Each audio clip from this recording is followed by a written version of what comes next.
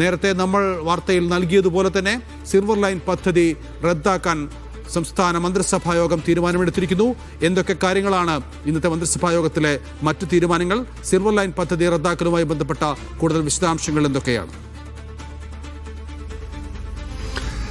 കഴിഞ്ഞ സർക്കാരിന്റെ കാലത്ത് ഏറ്റവും അധികം പ്രതിഷേധം വന്ന് പ്രതിപക്ഷ നിരയിൽ നിന്ന് സംഘടിപ്പിച്ച അതിന് നേതൃത്വം നൽകിയ ആളാണ് വി.ഡി. സതീശൻ. ഈ സിൽവർ ലൈനുമായി ബന്ധപ്പെട്ട് വലിയ പ്രതിഷേധം കേരളത്തിലുടനീളം ഉയർന്നു വന്നപ്പോഴും അത് നിയമസഭയിലടക്കം ഉന്നയിക്കുകയും അതിനെതിരായ പ്രതിഷേധങ്ങളെ പോലീസ് അടിച്ചമർത്തുന്നതിനെതിരായ വിമർശനങ്ങൾ ഉന്നയിക്കുകയെല്ലാം ചെയ്തിരുന്നു. ഇപ്പോൾ രണ്ടാമത്തെ മന്ത്രിസഭാ യോഗം ചേരുമ്പോൾ അതിനകത്ത് ഏറ്റവും പ്രധാനപ്പെട്ട തീരുമാനമായിട്ട് അവർ എടുത്തിരിക്കുന്നത് മഞ്ഞക്കുറ്റികൾ കേരളത്തിൽ നിന്ന് വലിച്ചെറിയുക എന്നുള്ളതാണ്. അതാണ് ഏറ്റവും പ്രധാനപ്പെട്ട തീരുമാനമായി നമുക്ക് ഇന്നത്തെ തീരുമാനമായി കണക്കാക്കാൻ കഴിയുക.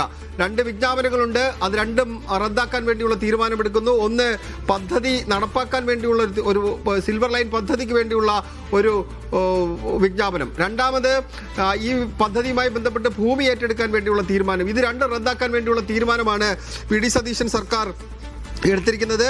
അതുപോലെ തന്നെ സമരവുമായി ബന്ധപ്പെട്ട എല്ലാ കേസുകളും പിൻവലിക്കാനുള്ള തീരുമാനമെടുക്കുന്നു. കേസുകൾ പിൻവലിക്കണമെങ്കിൽ കോടതിയിൽ അത് അപേക്ഷ നൽകണം. കോടതിയിൽ അപേക്ഷ നൽകാനുള്ള തീരുമാനമാണ് ഇന്നത്തെ മന്ത്രിസഭാ യോഗം എടുത്തിരിക്കുന്ന മറ്റൊരു നിർദ്ദേശം.